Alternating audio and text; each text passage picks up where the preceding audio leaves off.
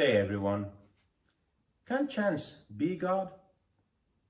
Can chance do the work of God?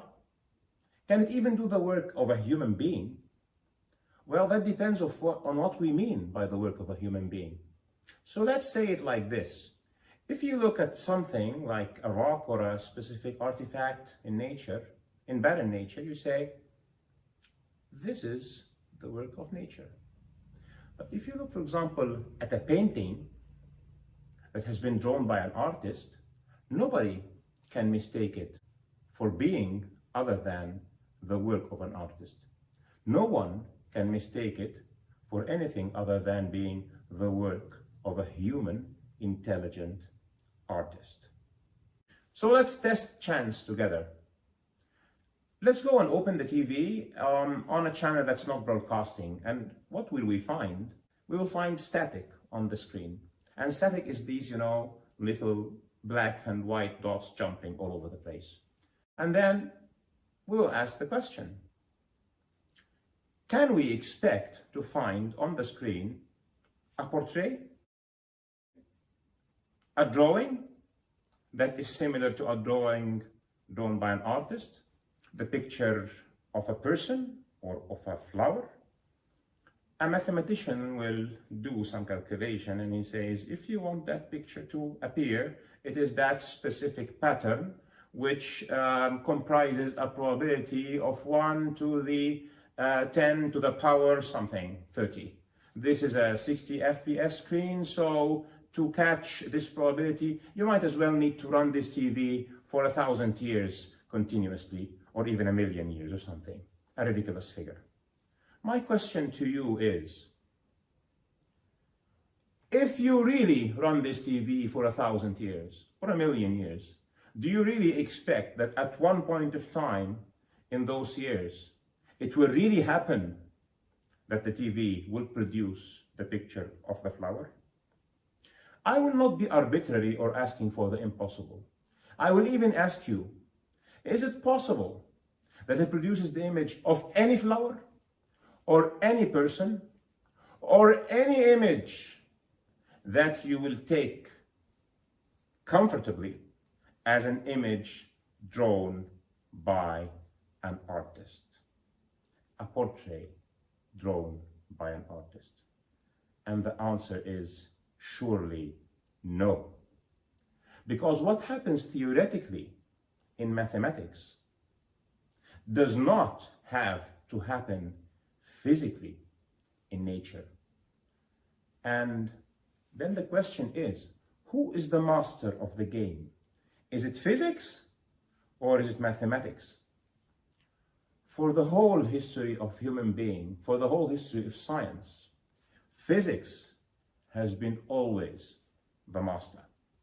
You observe things that happen or can happen and be repeated in nature, and then you do the mathematics or the calculations. Hypothetical things that are calculated on paper, in this example, for instance, do not happen for the simple reason of being not intelligible. Things do not and cannot happen this way. So let me tell you this story. Remember our friend Jack, who has just lost his job as an astronaut after returning from Planet Robots? So our friend Jack wants to now make money out of selling software. So what does he do?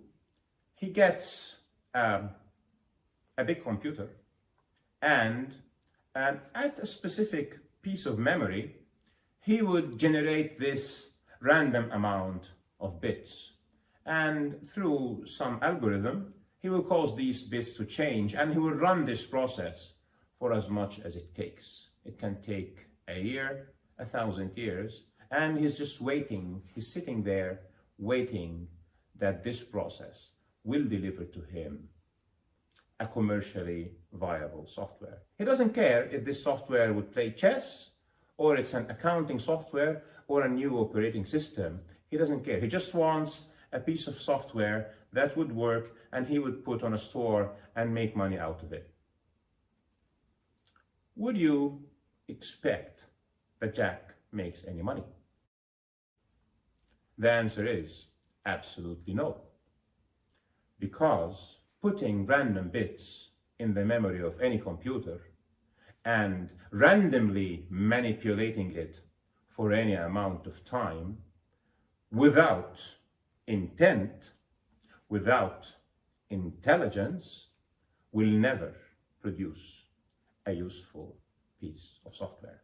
Tell you something? Even if you bring intelligent humans to write software, which I have experience on doing for like 30 years, they never do it right from the first place. They need to fix bugs. And guess what?